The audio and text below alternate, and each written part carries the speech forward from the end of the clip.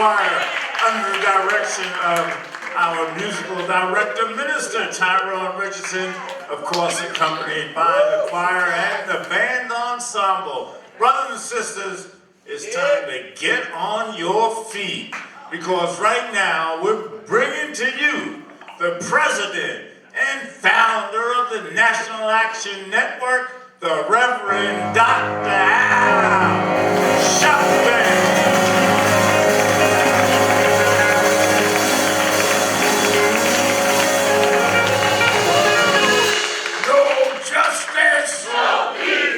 No justice, no peace. No justice, no peace. No justice, no peace. What do we want? Justice. What do we want? Justice. What do we want? Justice. When do we want it? Now. When do we want it? Now. When do we want it? Now. When do we want it? Now. Fist bump the person next to you, tell him you love him.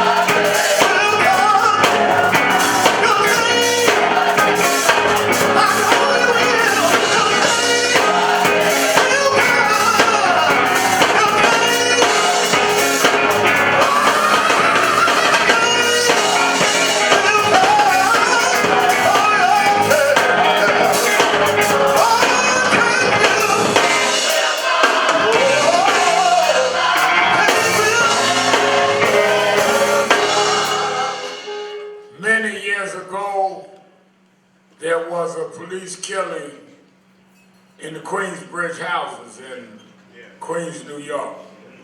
Young man named Richard Luke. Many of us that were in the activist community went out to Queensbridge to protest the police killing of Richard Luke. I remember that we marched to the Queensboro Bridge. I believe they changed the name to something else now. And we met and saw a lot of the young people in Queensbridge that were very outraged and fired up about the killing of Richard Luke. One of them was a young lady that was fiery, that was very articulate, but didn't take no prisoners. Looked at all of us like, what are we doing here? And she went from a very fiery, firebrand type person to being the most respected person fighting gun violence in the state of New York, if not the nation. And leads young people and older people around policies. And that's why we wanted her to speak here this morning. If you stand and keep consistent, I think of all of the young folks that was back there in the 80s. And you know, Attorney Hardy's back with us, he probably remembers back further than that. But those that were back with us in the 80s, and I can name them names that only last a minute. There's a difference between a snowflake and a snowstorm. But if you really believe in this, you grow in it. And you learn to be more effective. And you can work from the outside and the inside, knowing that if you just stay on the case, your change will come. Your change will come. Your change. Your change will be there. Your change will be there. Your change. Oh, the change will.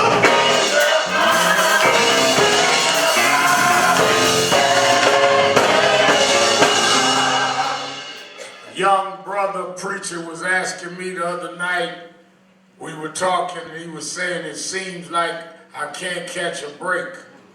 I said, well, sometimes you got to be patient and keep going. When I was younger, I used to feel anxious that they were ignoring me, but just keep going. Patience is a virtue. And sometimes you don't get things that you're after because you're not ready for it. Sometimes God got to bring you through more knocks to toughen you up so that when you get where you're going, you can take the blows. If you get there too quick and don't know how to take a blow, you're going to get knocked out quick. But somewhere I read that those that wait on the Lord, He'll renew your strength and your change will come. Your change will come. Your change. Don't you give up. Your change. Your change will come. Your change. Oh, your change will. Oh, change will. Oh, your change will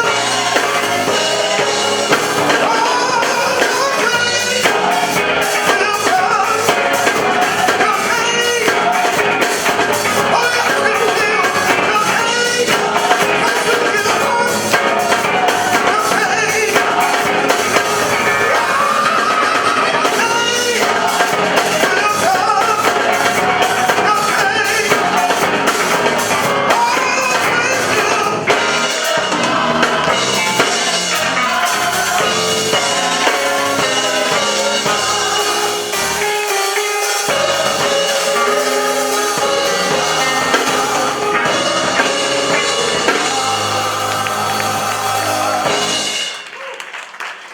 National Action Network Change Choir. Give them a hand. Give them a big hand. Certainly we're happy to be with you another Saturday morning. Saturday Action Rally. And for you that are here in the House of Justice, 106 West 145th Street in the village of Harlem. And for you that are listening live on 1190 WLIB AM in New York, and you that are watching us on various media platforms, we're happy to be with you another Saturday morning to give our report on where the action is. Give a hand again, welcome home our Executive Vice President, Michael Hodges. Give him a big hand.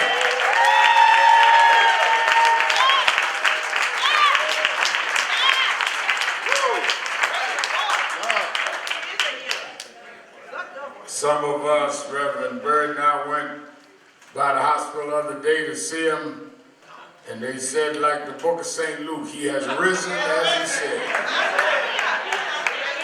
Come see the place where the attorney laid. And we're glad to see him, and glad that now we gonna let him do what they tell him to come forward back. So I don't want y'all up here run around trying to, do twists and turns and all. Shaking his hand out of socket and all that. Hitting him on the back saying, I'm glad to see you, knock him down.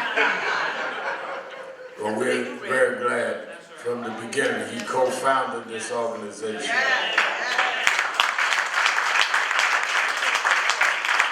And is an intricate part of the history of our struggle. So we're glad also, of course, for our sister Nancy Darlene Crawford, who presided this morning. Did a great job. our musical director, Minister Tyrone Richardson. And Chris and the band, give them some. I looked over at the drums, I thought Cat Williams was playing the drums this morning.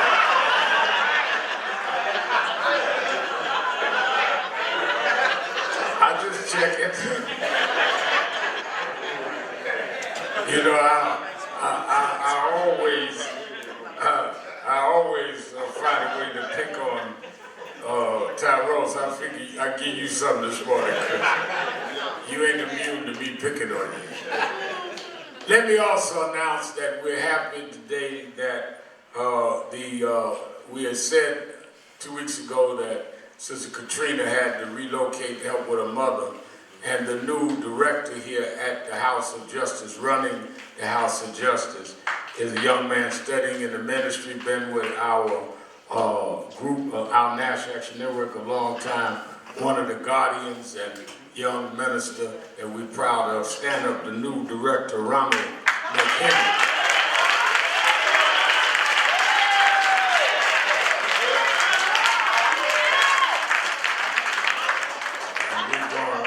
He's going to be the one that coordinates here at the House of Justice. Reverend Byrd, our Chief Operating Officer, made the appointment this week, and I want to formally announce it. Let me also say that on next Saturday, the 13th, as we lead into King Weekend, the 13th, next Saturday, I want y'all to bring gifts, me a gift, because next Saturday is the 93rd birthday of Bishop Herbert Daughtry.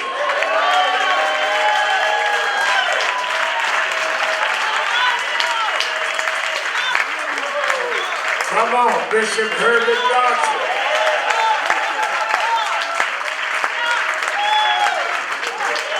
"93 years old and throwing punches up here."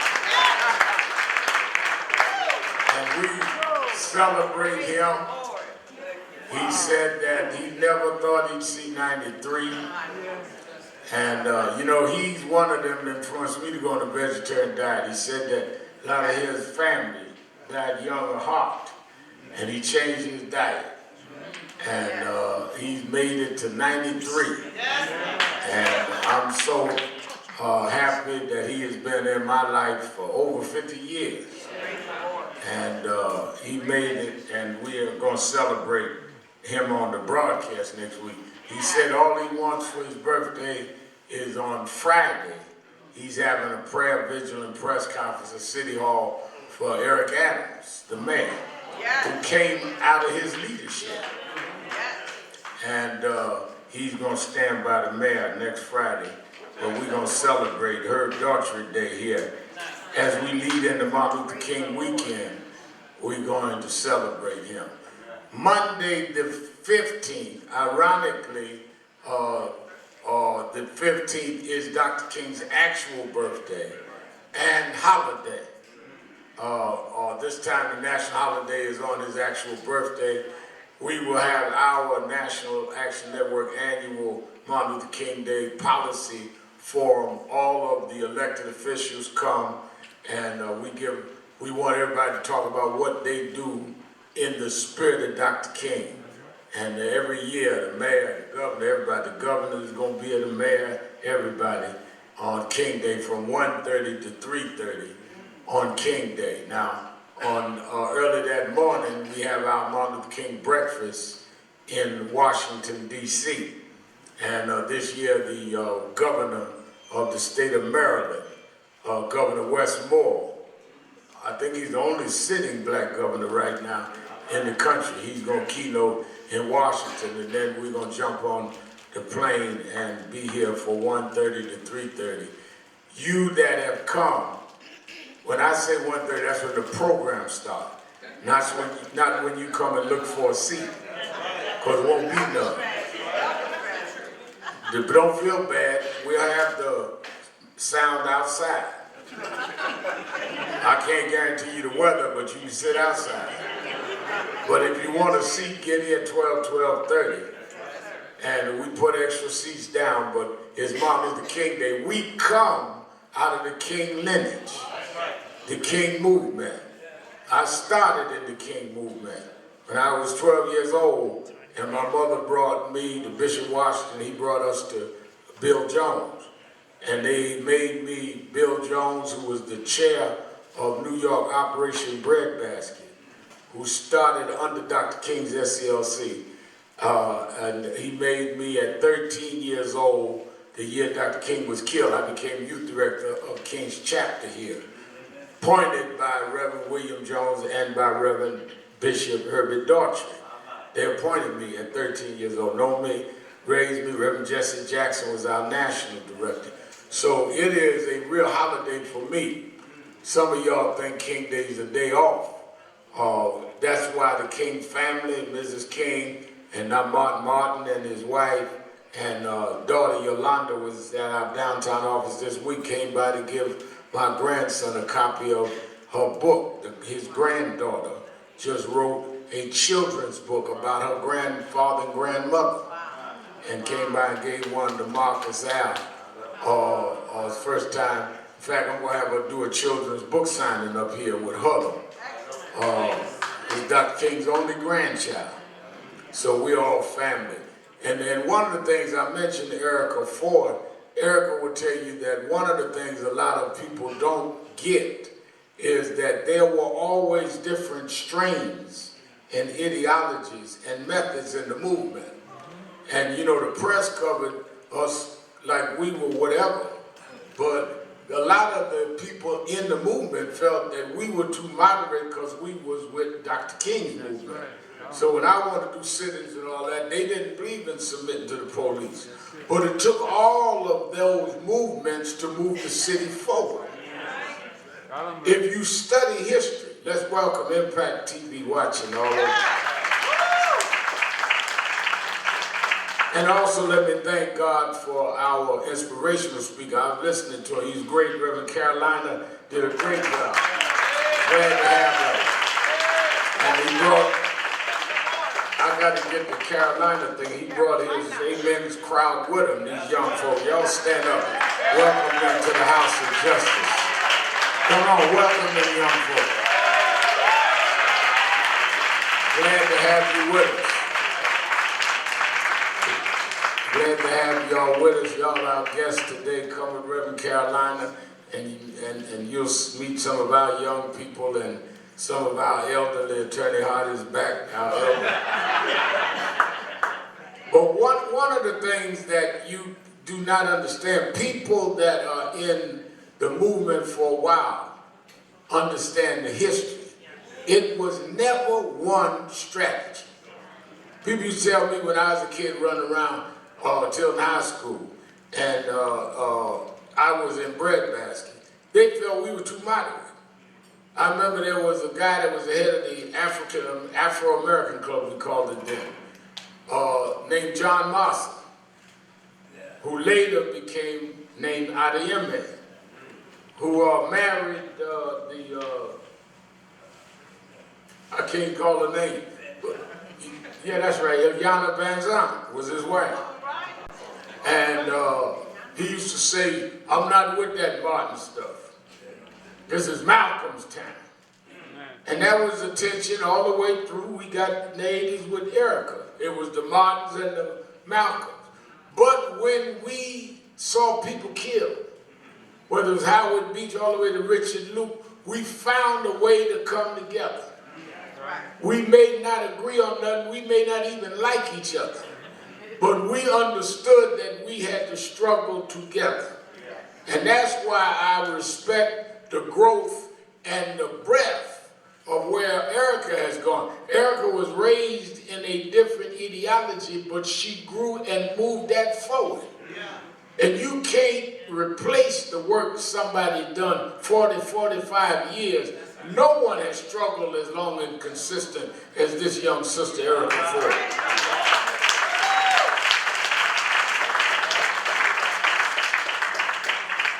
And I respect folk that grow. Some of y'all have not grown. Y'all the same way you was when I met y'all. talking the same stuff, saying the same things. Some of y'all wearing the same stuff.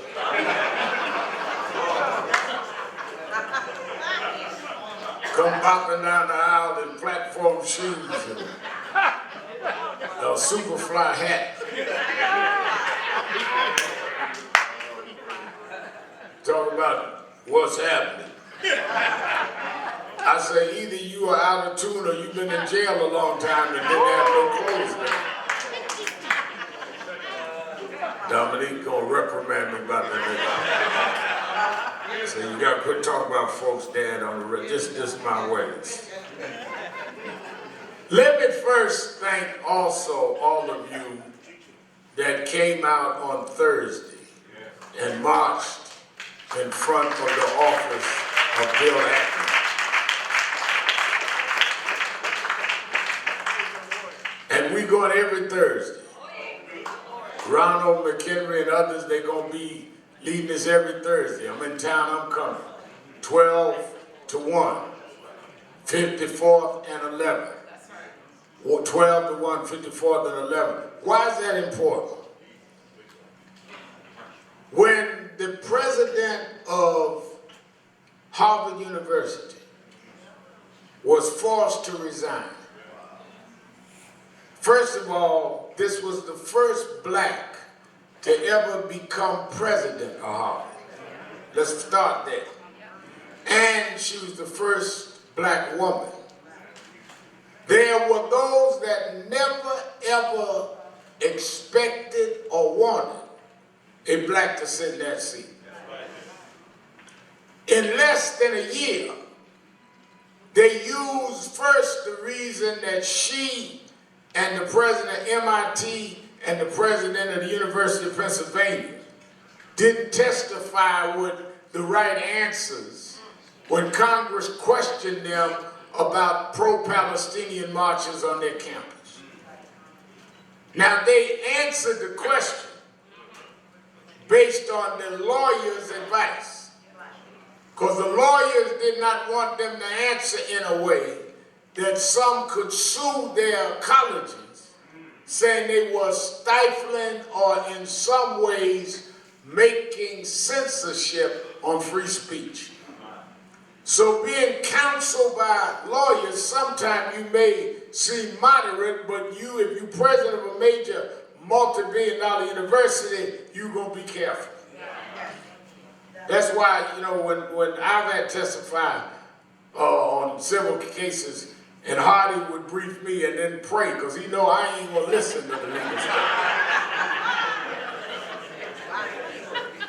But they weren't like me.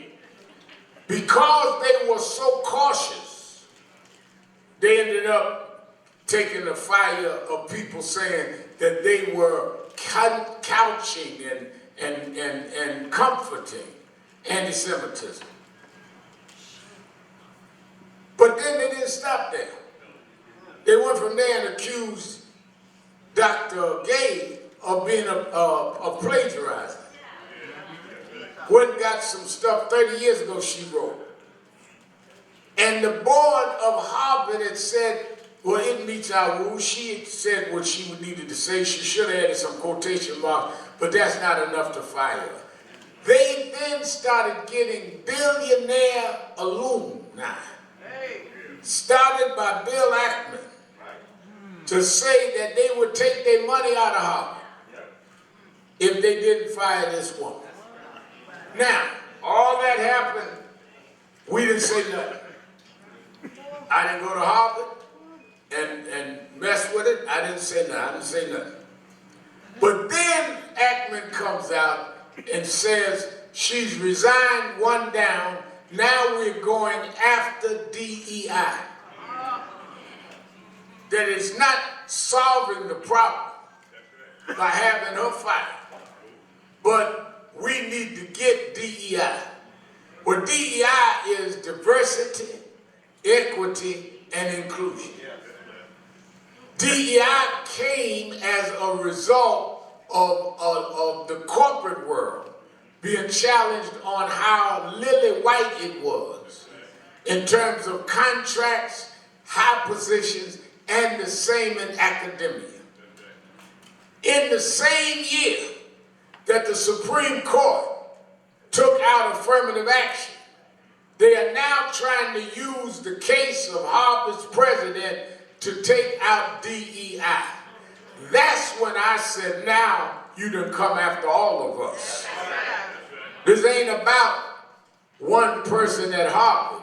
This is about you are now trying to shut down and reinstitute exclusion of blacks at the highest level of academia, of black contracts, of blacks on major boards. We are not going to let you do that. If you think maybe because y'all been meeting with the proper folk up in Harvard, let me introduce you to some real freedom fighters. That's why we went downtown on Thursday.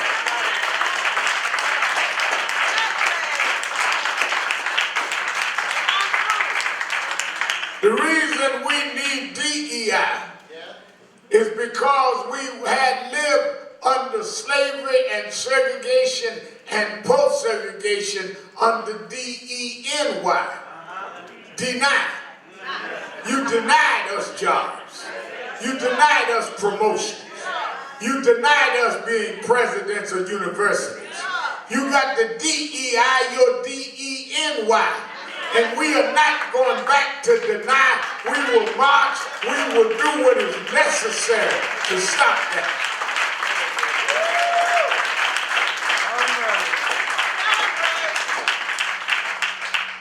This ain't about.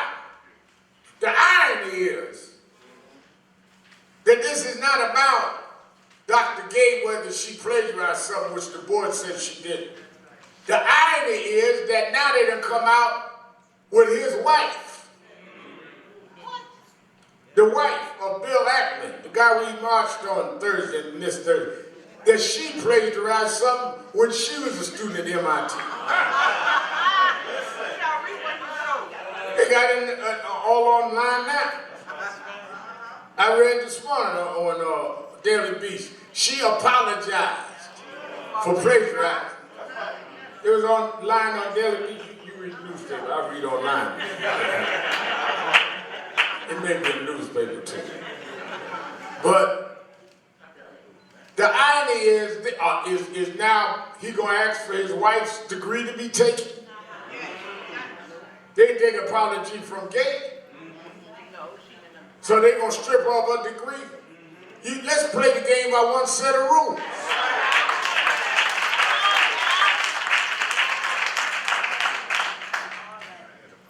This cuts to the core of what this whole year is about. What is the Agenda 24? Well, let me tell you. They being the right wing in this country, has methodically gone after revoking all of the gains that has been made in this country since the 60s.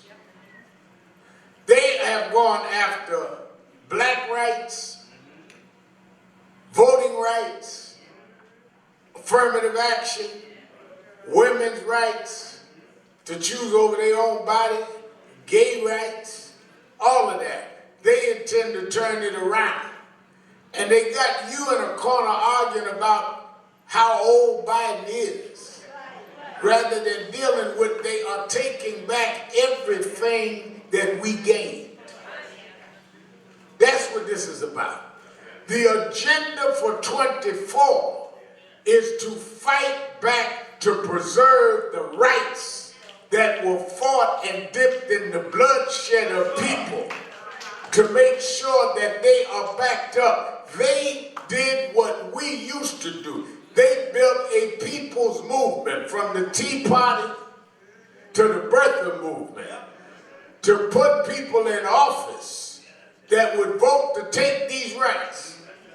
We've got to rebuild a people's movement to sustain and preserve those rights.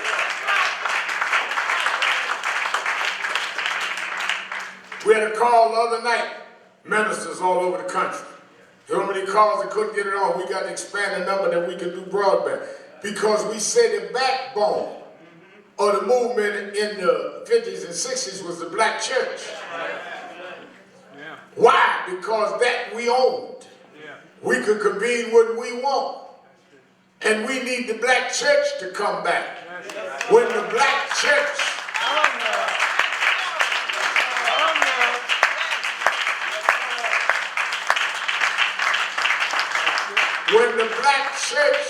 stopped fighting the issues of justice, it lost its power. Say that again.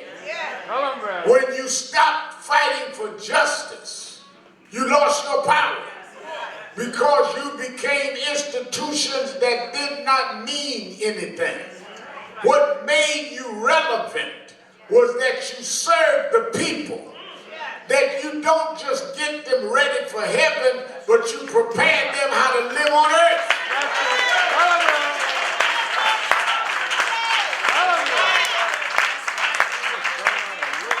Too many of our church leaders that replaced the giants, they preached things that would make you so heavenly bound that you weren't no earthly good. Don't prepare me for heaven, prepare me for Monday work. Make sure I get a job. Make sure I get a promotion in my job. Make sure that I can pay my bills. The church must come back. It was ministers like Dr. Martin Luther King and Reverend Ralph Abernathy and Reverend Joe Lowry. All the way across the board, there was the backbone of that. At the same time, it was youth, students, SNCC, that were doing freedom riders. The Erica Fords of that time. Dr. King never was a freedom rider. Youth was operating. That's why all of these people talk about they win. There was always different ways. You had SNCC and John Lewis and them doing one thing. You had Dr. King and SCLC doing something else. You had the NAACP doing the legal fights and the legal defense fund. You had the Urban League doing corporations. You had Adam Clayton Powell in Congress. You had Thurgood Marshall on the Supreme Court, all at the same time. How you get to the 21st century and came but one Negro talk at a time? We ain't never had one way, but we all believed in struggle. And we got to get back to that. Well, you know, I don't like shopping, but I ain't crazy about you. We ain't got to like each other. You do what you do, I do what I do, but they're trying to revoke the rights of all of us. And I don't need your permission to fight the way I fight.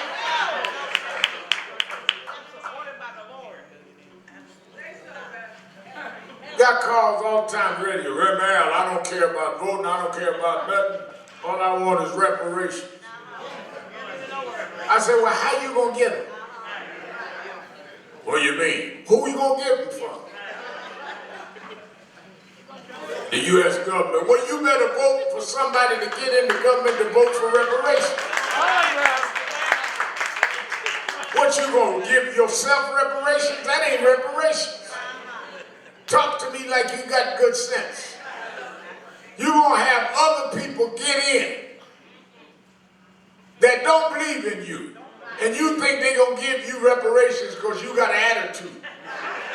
The reason why the governor signed for a reparation commission is we got a black woman that's the head of the state senate, majority leader Andrea Stewart Cousins, and a black speaker in the assembly, and others that stood up with those assemblywomen and senators that sponsored it, and she saw the politics was there to sign the bill.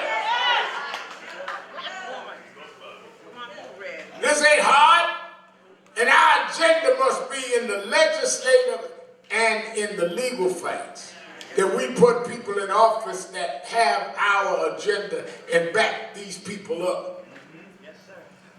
24 is already there when you see that these people will rally around a man with 4 cases in court, 91 felonies. I mean, Erica come out the other side of the movement, and Erica don't know nobody had 4 cases at one time. I mean, she be transforming hoodlums and getting them to act right. She ain't got one person in Queens, got 4 cases. How does she go and tell them that you need to straighten up so you can be somebody, when America's telling them you can get 4 cases, 91 felonies, and be the president of the United States? Hello, man.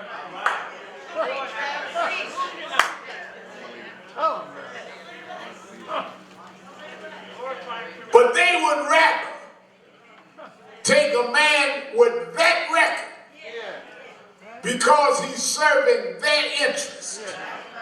And our job in 24 is to protect our interests.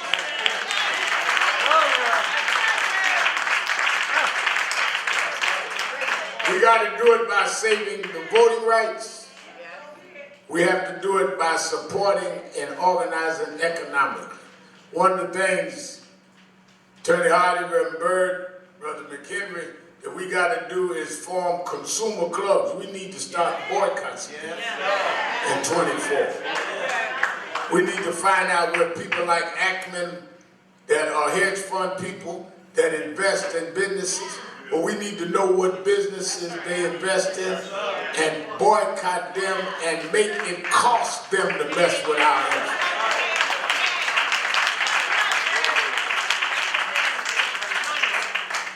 You got the right, if you got the majority of Congress or the majority of state legislature, you got the right to make a law, but you can't make no law to make us buy and shop at your places.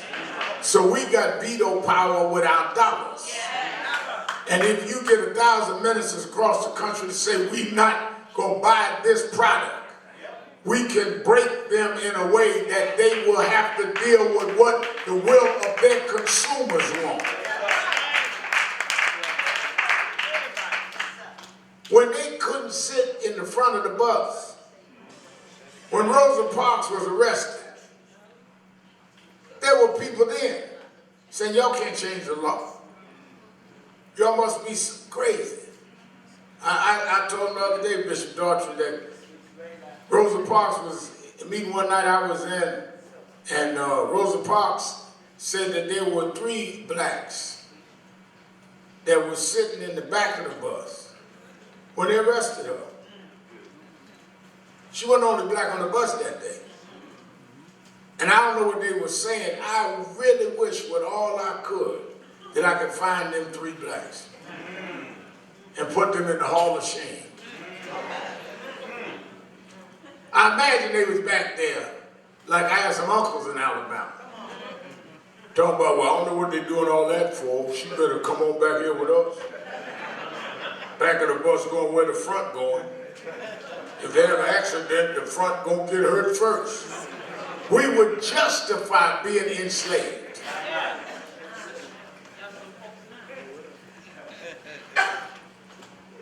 It was not that they persuaded them.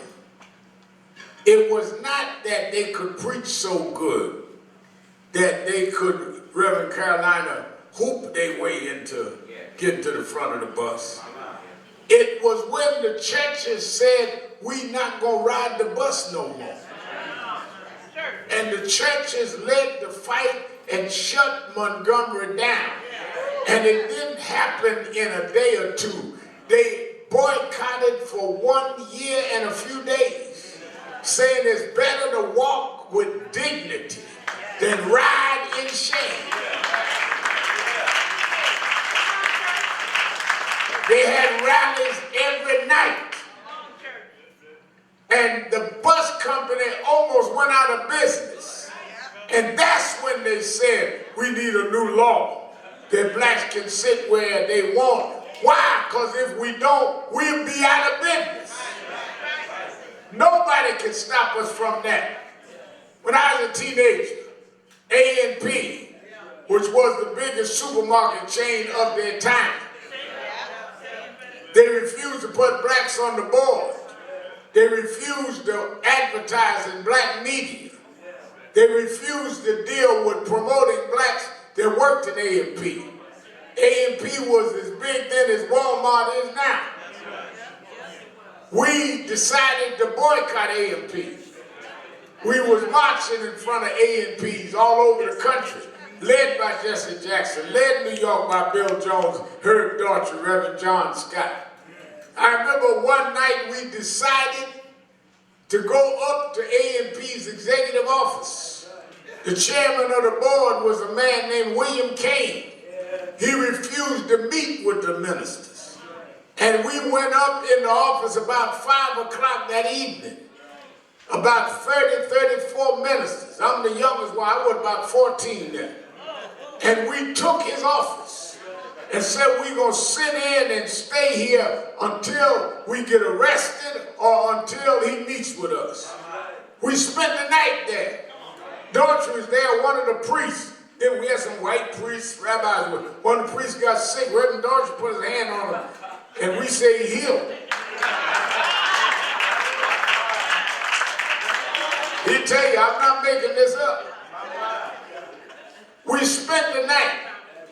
Now, me being the young teenager then, Erica, I get cocky. We found out what town William Kane lived in. I called, them days you called 411 to get information.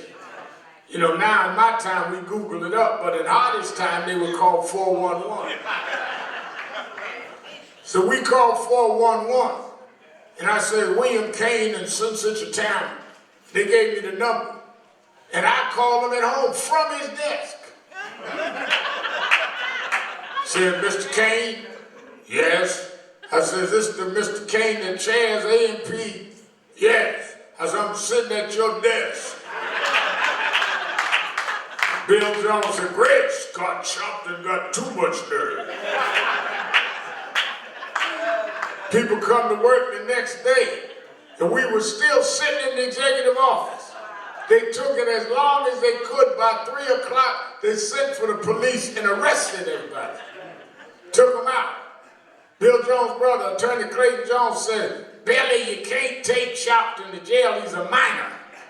They'll charge you with contributing to the delinquency of a minor. So they sent me to the breadbasket office. I get to the breadbasket office about 10 that night. We're going to spend the night. If they keep the preachers all night, we're going to stay in the breadbasket office. It was over Carver Savings Bank at that time on 4th Street in Brooklyn. Phone rang, the secretary said, Reverend Jackson's on the phone. I got on the phone, yes, Reverend Jackson. He called me Young Buck. He said, what happened? I said, they locked up all the preachers. We spent the whole night. They locked them all up. They wouldn't let me go. Because I'm a juvenile. They won't be hit with juvenile delinquents. He said, can you get your youth together by the morning? I said, yeah. I said, how many? He said, about 50. I said, okay. He said, y'all meet me 10 o'clock in front of A&P headquarters. 420 Lexington Avenue, Graybar Building. I remember like it was yesterday. And I worked all night. Jesse flew in, 10 o'clock we went, marching around. The preachers were still in jail. We gonna march at A&P. Why? To show that the struggle was gonna continue. And to heighten the attention. Marching, let me tell y'all something, and y'all understand. Marching and picketing, people say that doesn't solve the problem. It dramatizes the problem. The reason why we sat in that night is everybody was talking about all them preachers up at A&P. People that never heard the boycott heard about it then. They got arrested, that puts it back in the news. Jesse come in the next day, that kept it in the news.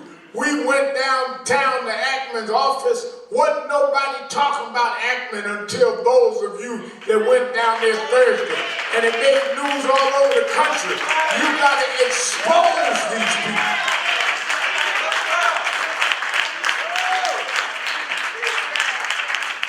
They want to hide in the darkness. But if you go 100 and then 1,000 strong, they cannot hide. We take and put the light on them. So we marched with Jesse that morning. Then Jesse said, let's go. We went in the building, got in the elevator, and they thought they outsmarted us. They cut the elevators off. We couldn't go back up, take the office again. So I'm learning now. I'm 14. I done my youth, got my youth out there. And I said, Reverend Jackson, the elevators ain't moving. They cut them off. We looked at the next, it cut all of it on that bank elevators, cut them off. So I said, well, look like they're smart. Jess said, no, they didn't. Just sit down. We're going to sit in the elevators. Nobody will get up in the building.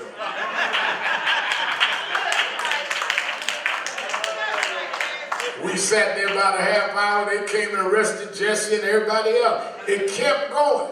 Same way we did the Diallo movement. We need to get back to the tactics of those on the outside and those on the inside and hit them in the pocketbook. And I'm not talking about theory. We started it on Thursday.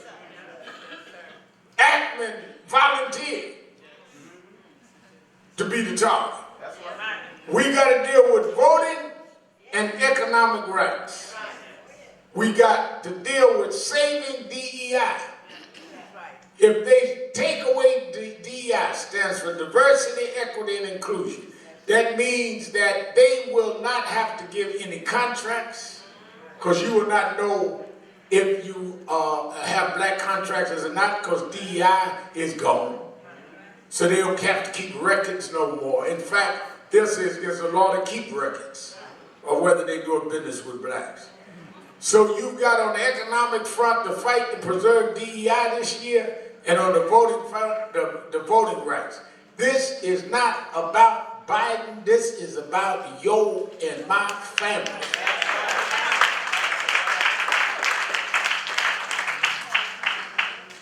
Today is 3 years ago. They went down January 6th and disrupted and destroyed property at the U.S. Capitol. No revolutionary group I have ever heard of that they put all kind of intelligence to disrupt and put in jail in the black community ever went and did that to the U.S. Capitol. If black folks had done that, they'd have shot them all. That's right. Tell them, bro. Tell them, bro. But now you want to act like they were some patriots. They were people that were there to overthrow an election. Why did they choose January 6th? That was the day to certify an election. To come and block the certification of an election is an insurrection. And insurrectionists ought to be in jail, and those that participated should never be president of the United States.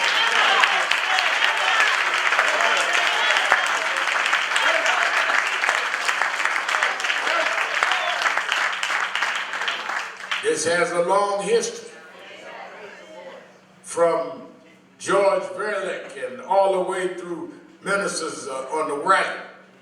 What was his name? Father Kaufman. You had the silver shirts. You had the gray shirts. These were all fascist groups in this country. Fascism goes way back, where they outright promoted dictatorship and fascism. And those in the corporate world, like we're dealing with those in the corporate world now, many of those in the corporate world in that day were different reasoning. Funded the fascist movement. One of the greatest supporters of fascism and Nazism was Henry Ford. That's right. That's right. Openly. That's the roots of those that want to overthrow the government and have an autocracy now. They don't want you to have a right to vote. And got you running around, well, I don't see what we got. My life ain't no different. Well, first of all, how different was your life under Trump? I tell you, your life was different. You was in the house for 2 years with COVID. that he told Dr. Fauci it wasn't coming. When it grew from a virus to be an outright pandemic, he got on television and told y'all to take bleach. That's how good your life was then. Under Biden, we got lower black unemployment. We got the infrastructure bill with blacks getting contracts. We got inflation reduction. But this ain't just about what Biden did. It's about preserving our rights. Our right to vote, our right to DEI. I ain't fighting for Biden. I'm fighting for Marcus Allen, my grandson.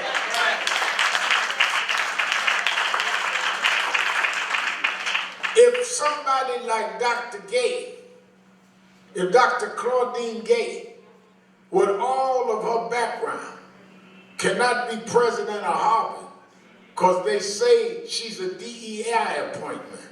No, she was qualified. But they're now trying to stigmatize all blacks. And the only reason we get there is cause of DEI. We got there because we studied. We got there because we paid our dues. We got there because we were disciplined. Don't belittle us. We're as qualified as anybody in this country.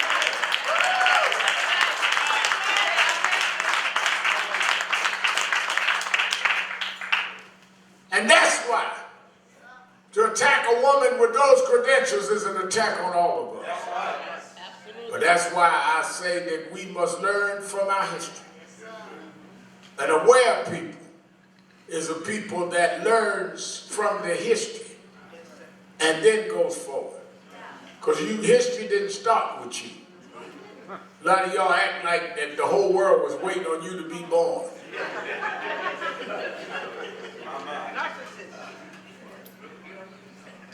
History didn't start with you. And we must, in this year, continue to protect, first, the gains we already have and direct them the right way. That's why they want to fight about violence and guns. The mass shootings almost doesn't even make the news no more. But you want to fund them. You don't fund them with experimental people. You deal with people like Erica Ford that has a track record in this and history in this. I don't follow nothing that ain't got a track record. Down south, my mother said the first thing they do when somebody come to court, a young lady in Reverend Carolina, is say, who is your folks? They want a reference point, where you come from. Because if I know where you were groomed and raised and nurtured, then I know about where you will go, where your boundaries are. And that's what we must do, learn from how boycotts work, learn from how the black nationalist struggles work, learn from different conflicting silos, that learn how to cooperate. Because if you learn from that, then all you got to do is update it and upgrade it, because if it worked then, it'll work now. The reporter asked me once, well, why y'all doing all this marching and demonstrating like we did the other day? I said, because I learned that you must dramatize the issue. I didn't learn that in college. I learned that because I grew up in the hood. And when I was growing up, after Daddy left, we had to move back to Brownsville. We had roaches. I know a lot of y'all bourgeois don't want to admit y'all had roaches. But we had roaches. You come to my house, you're going to smell some roach spray.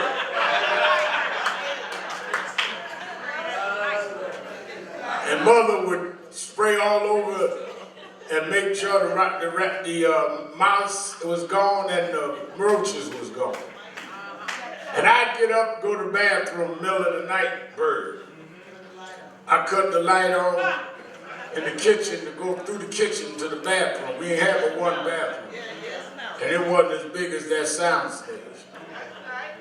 And I looked and the roaches was back. Mama had sprayed, roaches come out. When I saw the roaches, when I cut the light on the kitchen, I ran back to my sister.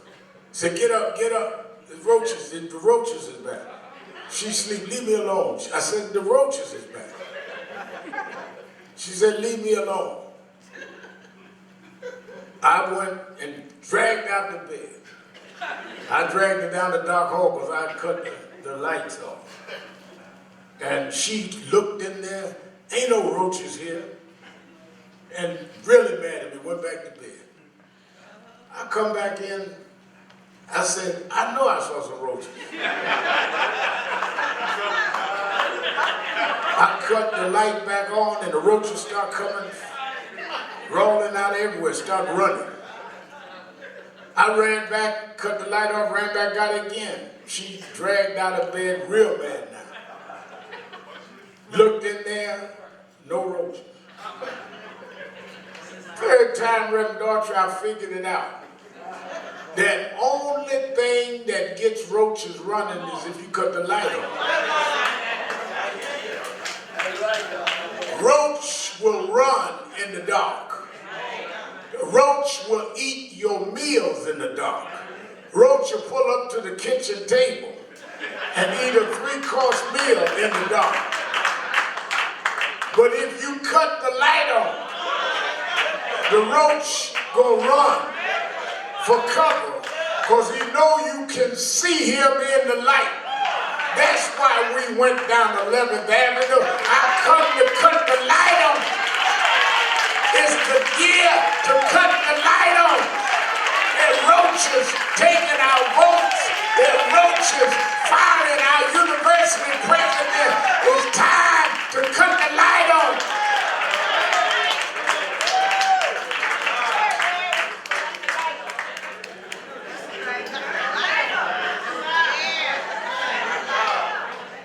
Then,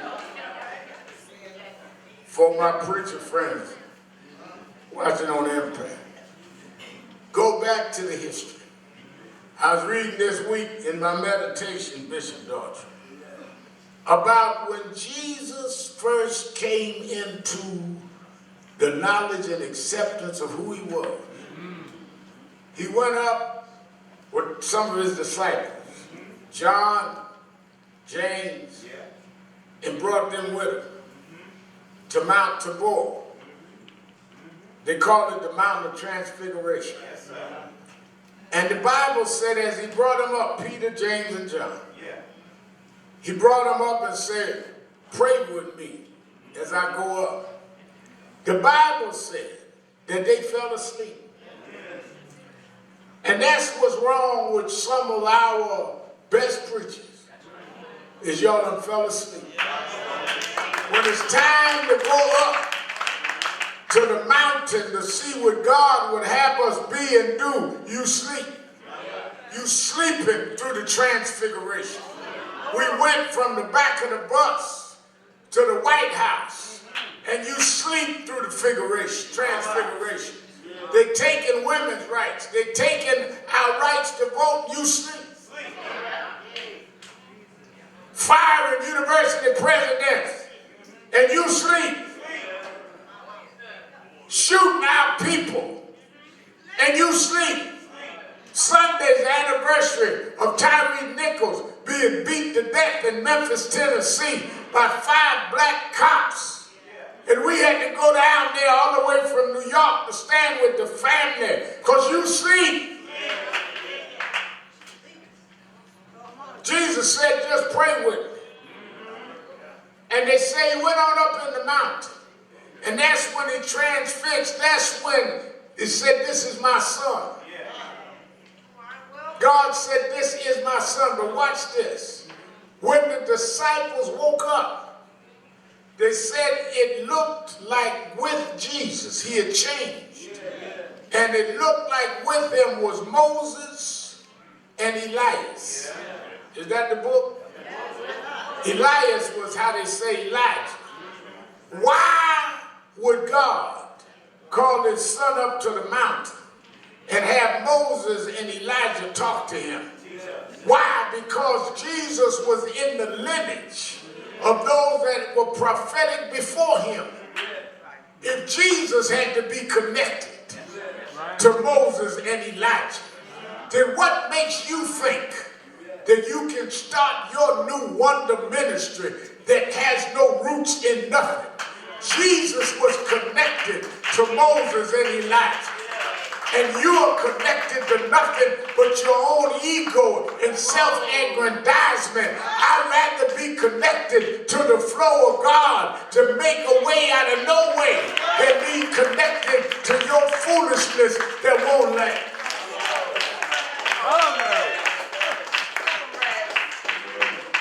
I always wondered, Reverend Carolina, what did Moses tell Jesus? What did Elijah tell Jesus? And they must have told him of their journey. All the Bible said is they talked and prepared him. They say, you're going to be crucified. You're going to be blasphemed. You're going to be tried and convicted. But Moses could say, don't worry about it.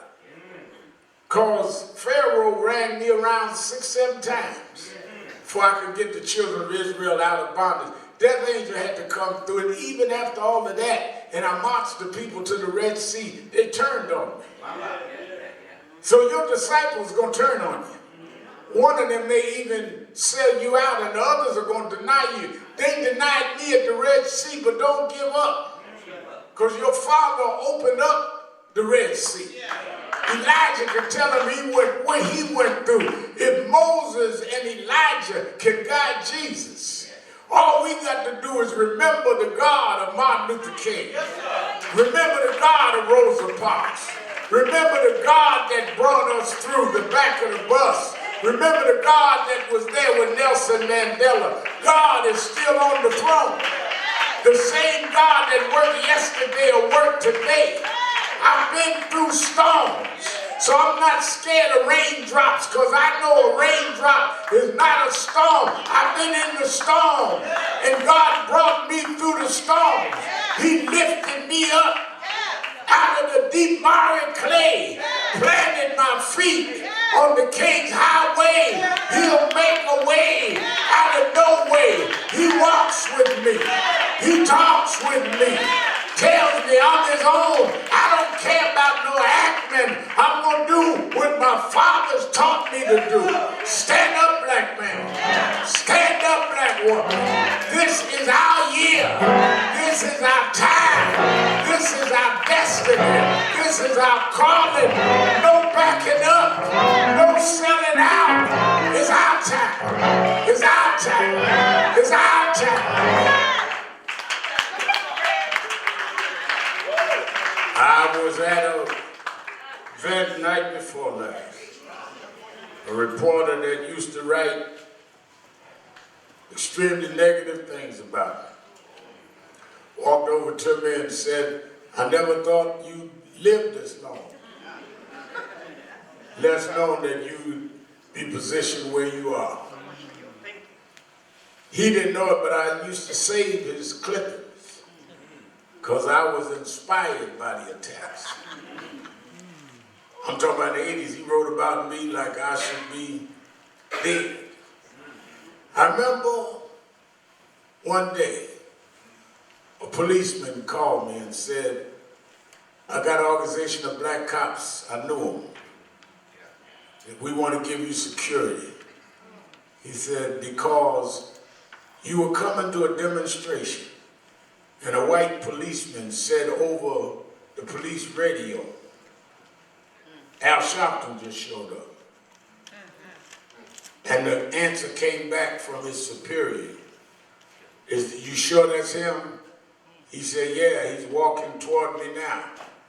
And the policeman said, on the walkie-talkie, should I shoot him or let him in? And this black cop said his members heard it and wanted to protect me when black cops could be that, when white cops could be that blatant. That black cop was named Eric Adams.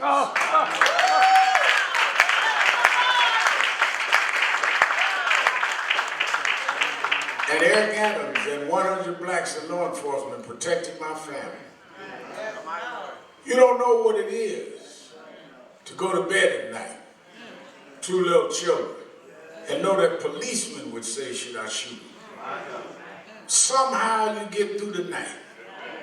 And I live now where we got that same policeman as the mayor. And the police brass now are black. I never would have made it. I never would have made it.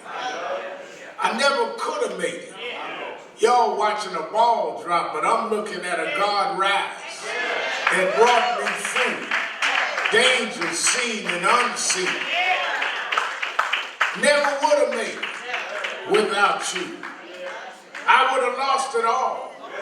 But now I see. I'm a little older now, Erica. I couldn't see everything then, but now I see that he was there for me. Nobody can protect you against people that want to kill you, but he's a God that can get in the unknown. Now I see he was there for me. I'm stronger. I'm wiser. I'm better. So much better. I would have lost my mind, but now I see. I never would have made it.